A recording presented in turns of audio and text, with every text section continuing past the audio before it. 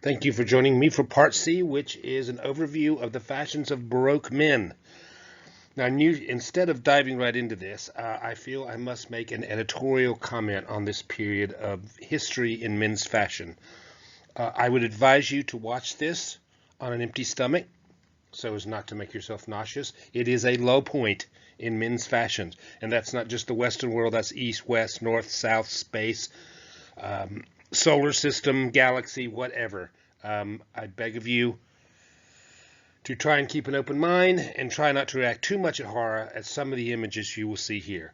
So I apologize in advance. Now let's dive right in.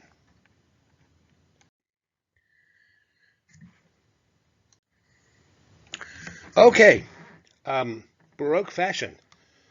Usually fashion just kind of flows from one era into the other, but we have a pretty good idea of when Baroque fashion started, and that was with the reign of Louis XIV beginning in 1643.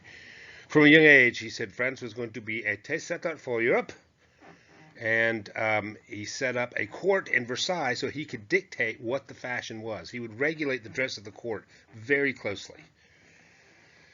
See who was wearing what. He would try a new fashion. If it worked, he would give permission for a few to copy the style, and then it would go on from there. And he also enacted very strict sumptuary laws to keep people, commoners, from copying his style. So he was to be admired, but not necessarily emulated. Okay, so at the end of the reign of Louis XIII, we're starting to see this more fanciful cavalier style undergoing changes. Decoration, because remember, Baroque is a change in decoration styles, right? So that's mirrored in the fashion. Excuse me. Passementerie and lace trim are more prominent. Lace roses, you can see, look at the breeches and holding the peplums, the ties holding the peplums there, are these lace roses everywhere. Excuse me. The waistline of the doublet there. Jeez.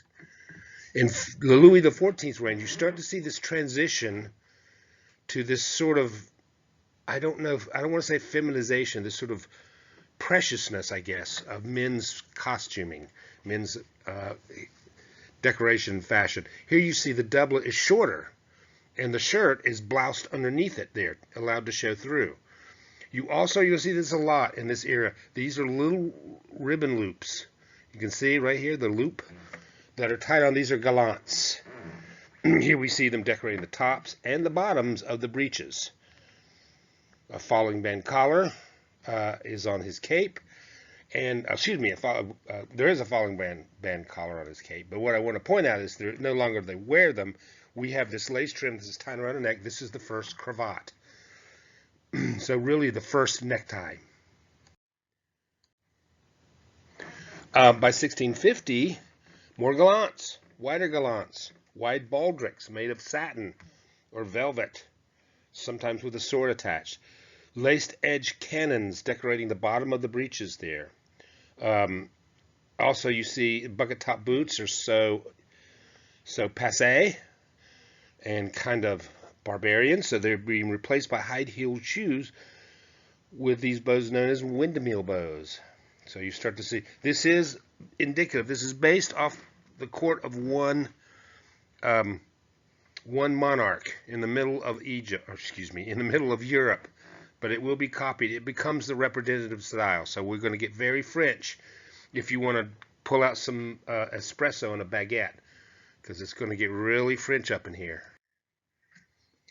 Here we see one of the first full Baroque outfits, which was usually an ensemble that was carefully coordinated in fabric and color and style and referred to by fashionable men as the habit. So here we see the doublet is very short. You can see there, it's a little halter top thingy with big poofy sleeves. The shirt is double bloused as it comes down. The sleeves are slashed and tied with ribbon bows. And then galloon. This is like the boot hose, but they call them galloon here in Louis's court. Added to the knees and cuffs. Oh, wait, we're not done. Well, same guy. We have a lace cravat. And this is a very odd, distinctive thing. These are petticoat breeches. These are baffling baffling in their adaptation for fashion. He's wide-legged, like a skort, very wide-legged, open, and you can see here it's got all these galloons on it, and then you have these big old wide Bermuda short. Basically, you know, there's guys that walk around in these big old baggy shorts, Bermuda short, kind of like that, except decorated for the court of Versailles. Now, I put maybe an attach. I find this, it looks to me like this is an apron. I can't find any reference to it. There's no mention of what the name of it is, or it may be part of the petticoat breeches, but it's just there. So, you know, I'm going to say maybe an apron. I have some more examples of petticoat breeches. Don't worry. Here we go. Here's some good examples. You can see this is a recreation here on the left. Of Louis XIV himself, I believe. You can see the shirt coming out there, the galloons, the little doggies, and then these big, look at it, they're shorts. Same here on the guy on the right. You know, he's got these gallants there, excuse me, those boot hose gallants, yeah, galloons, excuse me, no gallants, slash sleeve, bloused shirt coming out of short bum, and then the big old pants. So it might have been comfortable, I guess that was why, but they were widely decorated. Now, an overcoat, the cassock adapted from clergy, was worn outside. It was usually slid up the back to accommodate a very full habit. Baldricks of velvet or satin, you can see, decorated with gallants. Here we go. This is Louis in the full style. This is what I'm talking about when I say this is probably the low point in men's fashion in Europe or anywhere in the known universe, for that matter of fact. So that's my editorial statement here. Here you see it, wearing his petticoat breeches. He is gallooned within the inch of his life. The doublet is barely there. We have a ruffle added to the shirt called a jabot. Up to 500 feet of ribbon could be used for gallants. I keep saying galloons, sorry. Galloons are these. Gallants are these. I'm so nauseated I can't think straight. So this is pretty much the height of the style. This is what you wear if you go to court at Louis. I'm not even kidding you a little bit. Here's another variation. Oh, this looks better. More gallants. Kind of tame petticoat breeches. Windmill bows. Gimped. Look at the galloons on his collar. Or on his shoulder there. That's attractive. And down in his, you know, crotch area. Okay. Let's move on, please. Here we see galloons added to a cassock on the left. You see horizontal flaps there, pocket flaps added. Excuse me. Now these were not functional; they were just decorative.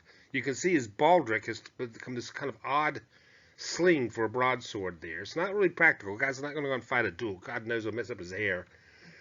But he does carry that as kind of an accessory. So there is that. Other variations, you see full sleeves, increased embroidery and decoration, windmill bows, roses here you can see on the left. This is again Louis in his petticoat breeches there. The man on the right in a cassock over petticoat breeches with windmill bows. Look at those sleeves on the man on the left there, or on the right, excuse me. Just very excessive. So this is the height. This is everybody trying to do one better. Pardon my French, but this is a pissing contest. But the winner, in my opinion, loses. Okay. All right. Now, 1670, Louis starts to find religion. And what does that mean? It means, well, fashion's not so big. So it starts to tone down a little bit. However, we do have, the style does carry over into the military. Two things we should talk about, the Justicorps and the Steinkirk. The Justicorps is going to be around for a bit. This is a long jacket, kind of like a cassock, a little more practical, wide sleeves, as you can see these turned back sleeves here, right, on a Justicorps. So this becomes a common coat. You'll see this a lot when you get into the 18th century here. And you still have the baldric with the sword there, and then a baldric with some shot. And then the Steinkirk is this cravat here. This is just kind of pulled through a buttonhole of the Justicorps. So a little more toned down. So we start to see it back off by 1670. The Justicorps is way cool. Everybody wants to wear the Justicorps. Trim it with galloon? Yeah, maybe. Let's do that. But you can't wear petticoat breeches. It won't fit under the coat. So bye-bye petticoat breeches. Go with the way of the codpiece. Sleeves extended to the wrist, not slashed, not puffed up, but the decoration comes from turning back there at the sleeve end. Now underneath, we no longer have the doublet. It's basically a sleeveless doublet called the vest or waistcoat. So same thing, waistcoat with sleeveless buttons, pockets that usually could be practical or just decoration. Some of the waistcoats would be down to the knee. This is just a typical one at the time where it actually goes maybe high thigh. We have an idea when they started becoming popular from Samuel Pepys' diary in 1666. The king hath yesterday in council declared his resolution of setting a fashion for clothes. It will be a vest, I know not well how, but it is to teach the nobility thrift. Sarcastic there, Sam. Okay. Towards the end of Louis's reign, here we see a justiciar with large pocket flaps. Not practical. And a long waistcoat. You can see there, it is. I tend to use waistcoat because that's what I learned it on. It is a vest. You can say vest. I'm fine with that, but I'm going to keep saying waistcoat. So you see, this is kind of the forerunner of the three-piece suit. You have some, breeches underneath, a long waistcoat, and a justiciar. More refined and less ostentatious, which is fine by me. Buttons added to the cuff to attach them to the sleeve. The edge of the justiciar is turned back. These are called reverse. We're basically the first lapels to show the lining and how nice it is. So you start to see proto lapels. Here's a similar type. It is called the Brandenburg. I wonder why. Because it has those style of buttons on the front. Also, we see Middle East in the dressing gown of printed silk, usually with contrasting solid color silk revers. This is a banyan. Also, you can see he has a jabot ruffle on his nightshirt. Obviously, this is evening wear. Not evening wear out, but, coming home or receiving visitors in the morning. Here's a common folk. He is wearing a simple cravat, a simple justiciar over. It looks like some petticoat breeches there. Maybe of a rougher broadcloth. And some very sad-looking windmill bows on his shoes there. Okay, we are done. We have gotten through the ordeal that is the fashion of Baroque men. So take a moment, compose yourself. I recommend a good strong drink, and then I will see you in part D. Thank you.